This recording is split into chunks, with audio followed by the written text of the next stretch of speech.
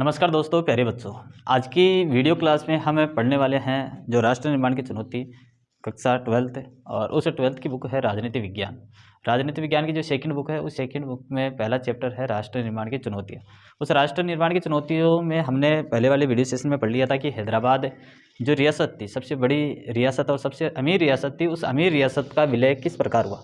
तो उस अमीर रियासत का जैसे विलय किया गया था सरदार वल्लभ भाई पटेल जी के द्वारा, उसका रियासत को भारत का जो एकीकरण हुआ उस एकीकरण में शामिल कर लिया था। वैसे ही एक रियासत और थी जो भारत में नहीं आना चाहती थी। 15/8/1947 से पहले कई रियासतें भारत में शामिल हो चुकी थी, उन्होंने पहले ही हस्ताक्षर कर दिए थे। लेकिन एक ऐसी जो मानी जाए कि अपवाद की श्रेणी में भी आती है, कौन आती है? मणिपुर। और उस मणिपुर का विलय किस प्रकार हुआ भारत एकीकरण करते समय, तो उस एकीकरण में मणिपुर का विलय। राष्ट्र निर्माण की चुनौतियां है अपना लेसन, राष्ट्र निर्माण की चुनौतियां। और उस चुनौतियों में एक रियासत है मणिपुर रियासत।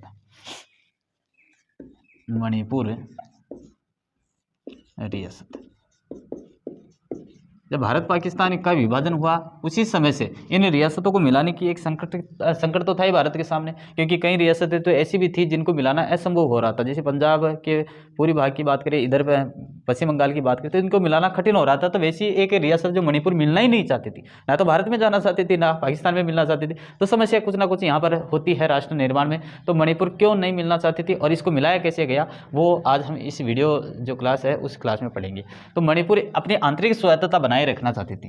मणिपुर क्या करना चाहती थी? आंतरिक स्वायत्तता बनाए रखना चाहती थी। मणिपुर अपनी आंतरिक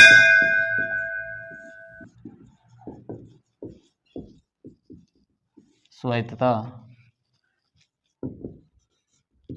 मणिपुर अपनी आंतरिक स्वायत्तता बनाए रखना चाहती थी।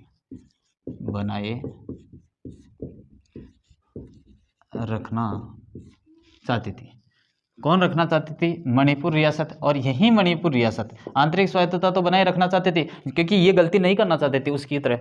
हैदराबाद ने जो गलती की थी कि हैदराबाद मिलना नहीं चाह रहा था, निजाम स्वतंत्र रहने के लिए कह रहा था, लेकिन हुआ क्या बाद में? वहाँ की जनता ने आंदोलन शुरू कर दिए और इस आंदोलन को दबाने के लिए वहाँ अर्धबल सैनिक भेजे गए। लेकिन फिर भी भारत सरकार उनका साथ देती है, उन किसानों और महिलाओं का। अंत में उसको भी मिला लिया जाता है। तो ऐसे ही यहाँ इन मणिपुर के राजा को पता था कि यदि हम ऐसा करेंगे तो यहाँ की जनता क्या करेगी? आंदोलन करेंगी, क्योंकि हैदराबाद में ऐसे ही तो आंदोलन हुआ था, हैदराबाद जो मिला था। तो ऐसी स्थिति में मणिपुर को लग रहा था कि हम ऐसी गलती कभी नहीं दोहराएंगे। तो उन्होंने क्या किया?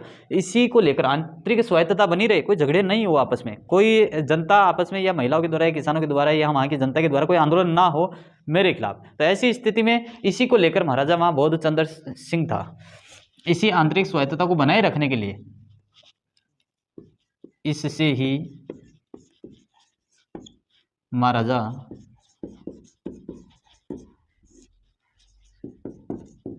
बोध चंद्र सूरी और भारत सरकार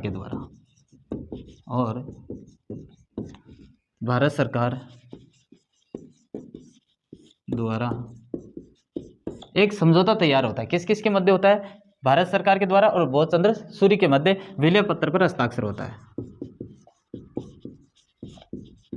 विलय पत्र पर हस्ताक्षर होता है।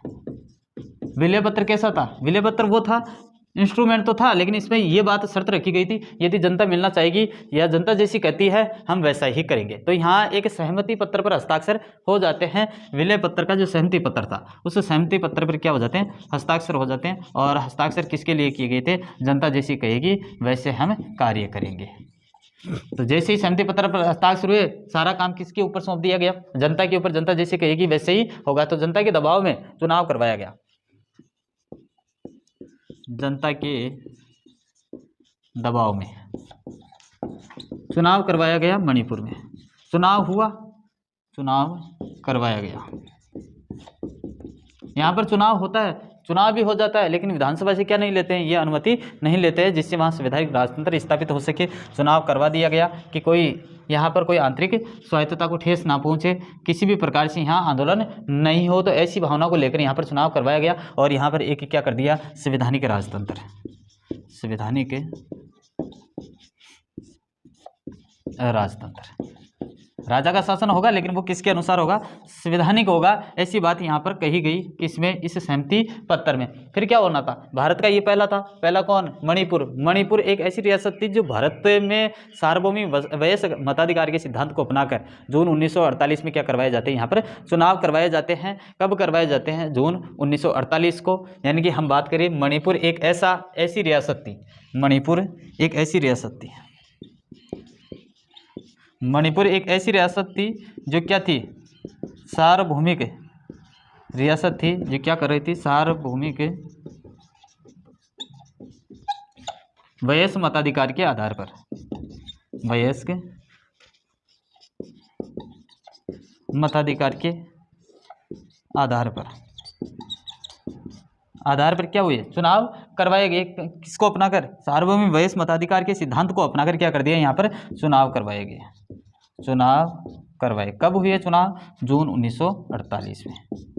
जून 1948 में क्या हो जाते हैं, चुनाव हो गए, जनता ने चुनाव कर दिया। लेकिन उससे पहले कोई निर्णय निकल कर आता, हमारे सरदार वल्लभ भाई पटेल जी ने क्या किया, जब तक ये निर्णय आता उससे पहले ही इन्होंने क्या कर दिया, मणिपुर निर्वाचित विधानसभा से बिना परामर्श किए ही क्या कर लिया, उस पर विलय पत्र पर हस्ताक्षर करवा लिए जाते हैं, दबाव बनाकर, किसको दबाव में लेकर, महाराजा बोध चंद्र को। यानी कि जैसे ही चुनाव हुए, चुनाव का नतीजा आना था, लेकिन नतीजे से पहले ही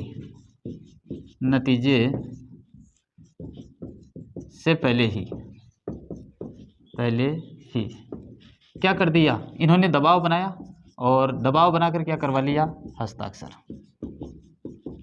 अनुमति किसकी नहीं ली, अनुमति किसकी नहीं ली थी, विधानसभा की अनुमति नहीं ली भाई, जो चुने गए व्यक्ति है उसकी अनुमति बिना ही क्या करता है, विधानसभा के परामर्श के बिना ही, विधानसभा के परामर्श के बिना ही क्या करवा लिए जाते हैं, हस्ताक्षर करवा लिए जाते हैं। और कब करवा लिए जाते हैं, 15 अक्टूबर 1949 को। तो ध्यान में रखना है, मणिपुर रियासत कब भारत में विलय होता है, 15 अक्टूबर 1949 को। तो ये चीज़ आपको ध्यान में रखनी है, 15 अक्टूबर 1949 को मणिपुर रियासत भारत में विलय हो जाता है। इस प्रकार मणिपुर का क्या हो जाता है, एकीकरण में शामिल हो जाती है। तो आज हमने वीडियो क्लास में पढ़ा था मणिपुर विलय, और मणिपुर का विलय किस प्रकार हुआ, एकीकरण में कैसे शामिल हुआ, वो हमने आज पढ़ा है। तो मैं उम्मीद करता हूँ कि ज़्यादा से ज़्यादा लाइक शेयर सब्सक्राइब करें और वीडियो को शुरू से लेकर अंत तक देखिए, जिससे आपको समझने में भी आसानी रहे, और आप इसका स्क्रीनशॉट ले लीजिएगा जिससे आपको नोट्स बनाने में और भी आसानी रहे। जय हिंद, जय भारत।